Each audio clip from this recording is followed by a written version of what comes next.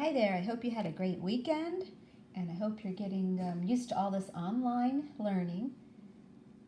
If you need any help, remember you can call or text me, and my phone number is at the top of our class page. This is Statistics Day 3. You either need notebook paper to take notes or should have printed the notes and the homework sheet. You also probably want to have your graphing calculator handy. All right, at the top where it says notes, if you're using the printed copy or if you're writing on your notebook paper, label it Notes 2 Part 2. We're going to be talking about standard deviation today. Before we get started, the first topic we need to understand is the word dispersion. Dispersion tells us how the data is spread from the mean.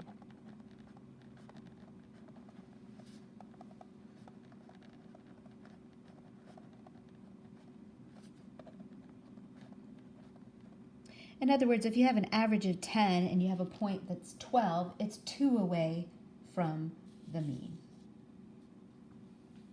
We're going to look at mean absolute deviation, call that MAD. So we're going to figure out how far away things are from the mean and then average them up to get a new number. We're also going to figure out standard deviation and variance. These are ways to measure the dispersion of the data. The first thing we'll talk about is mean absolute deviation, and we're going to refer that to MAD or MAD. It is the average of values, distance from the mean.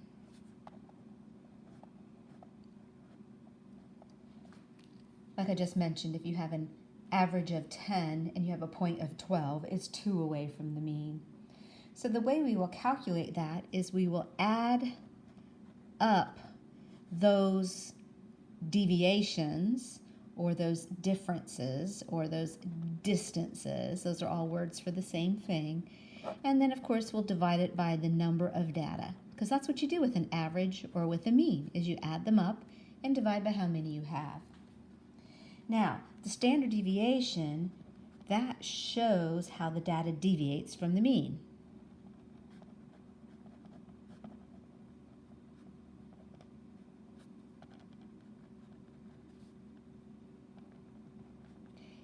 It's basically the average of the squares of that distance.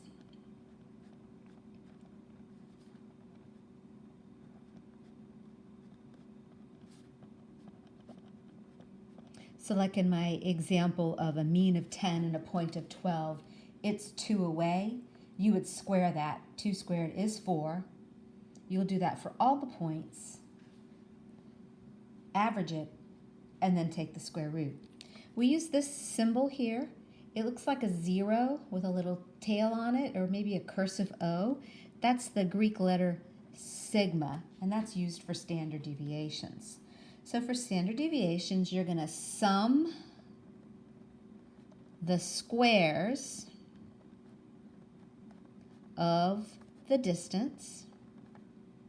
You're going to divide it by how many you have. That's the average.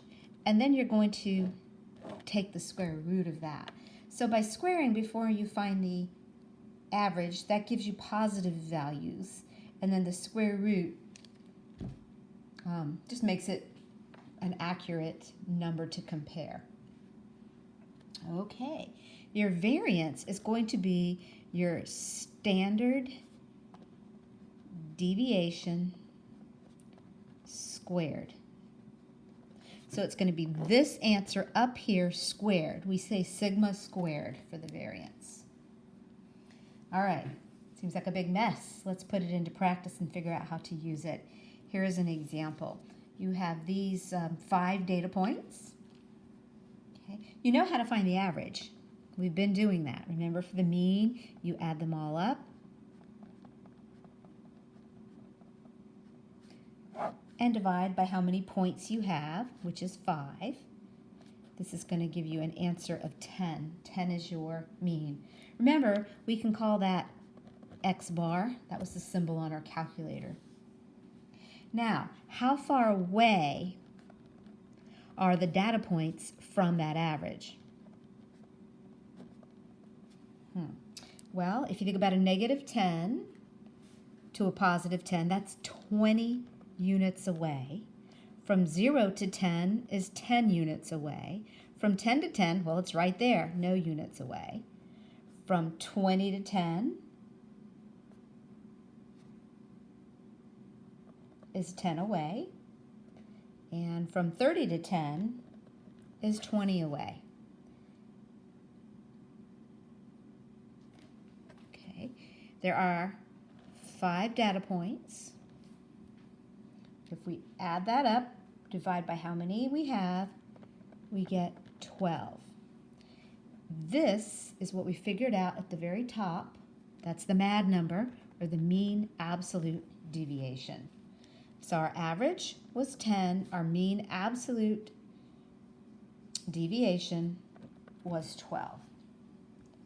Now, to get the standard deviation, you're going to take all those numbers, you're going to square them before you find your average. Okay, I'm going to do that over here in this margin. We're still working with data set A. So these values here, I need to square them.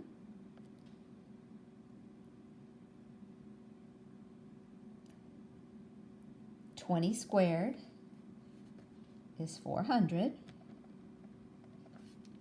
10 squared is 100. 0 squared is 0.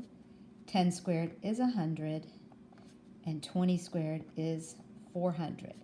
Okay, the next thing it said is to divide by how many you have, which is 5. So this is going to be 500 plus 500 is going to be 1,000 divided by 5, which is 200. Now remember, back up here it said to take the square root of that value. So the square root of 200, and you may enter that, of course, into the calculator, and you get 14.1. So our sigma, or our standard deviation, is 14.1. Now for the variance, gosh, you just take that number and square it. So that's pretty easy, 14.1 squared. Entering that into the calculator, I get 198.8.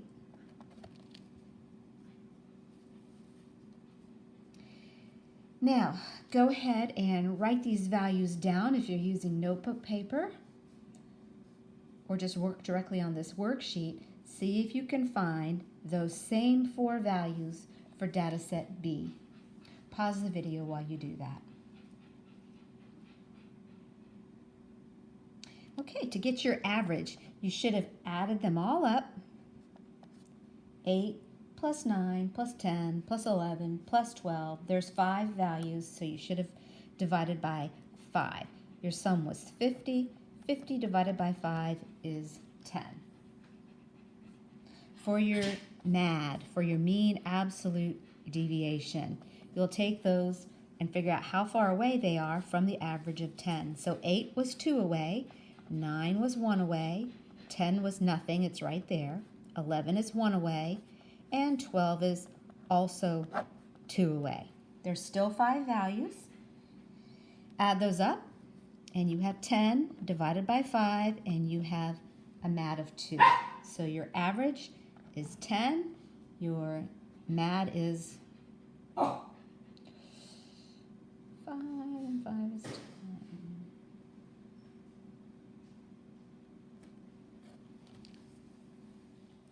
Okay, a minute addition arrow here. 3 plus 3 is 6, and 6 divided by 5 is 1.2. I make the same careless errors on video as I do in class. So your MAD is a 1.2. For your standard deviation, you needed to square those values. So 4 plus 1 plus 0 plus 1 plus 4.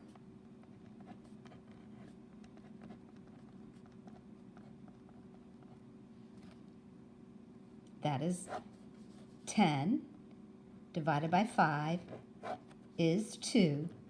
The square root of 2 rounds to about 1.4. So square that for your variance,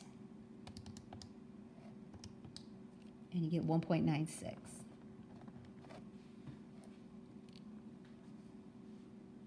All right, once again, write down your values for data set C if you're using notebook paper.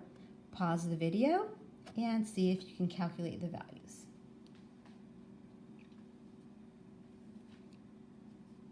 Okay, for your mean, you should have got 10. Your mean absolute deviation is 6.4.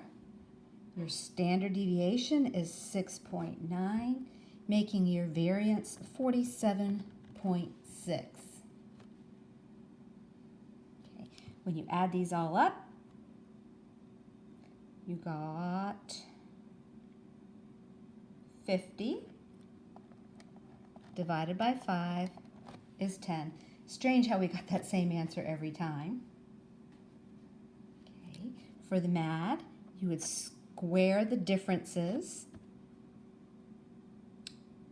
figure out the differences. We're going to square them for standard deviation. So 9 away, 7 away, 2 away, 5 away, and 9 away. Add those up.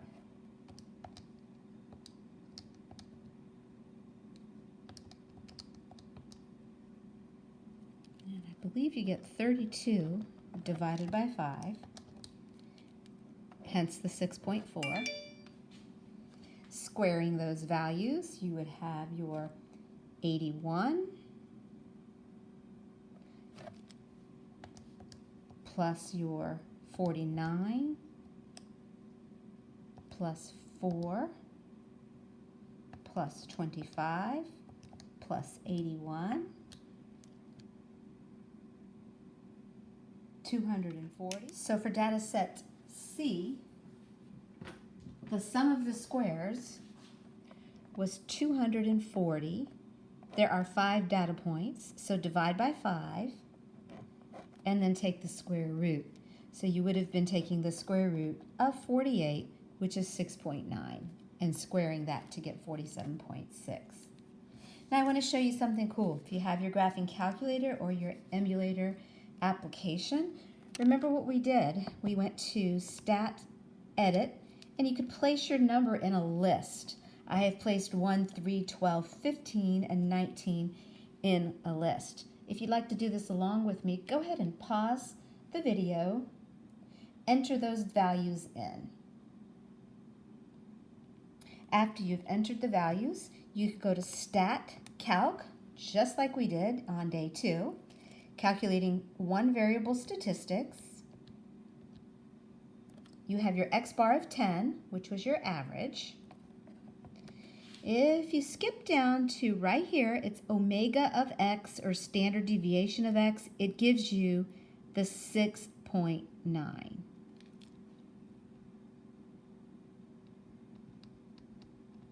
It saves a little step if you'd like to use that, especially because some of the data sets get very large. Okay, that concludes the notes. When you're working on your assignment, it's fairly lengthy. The first page is definitely required. You want to make sure you can answer those 5 questions. I would do 1 or 2 of them manually, and then maybe do the others with your calculator.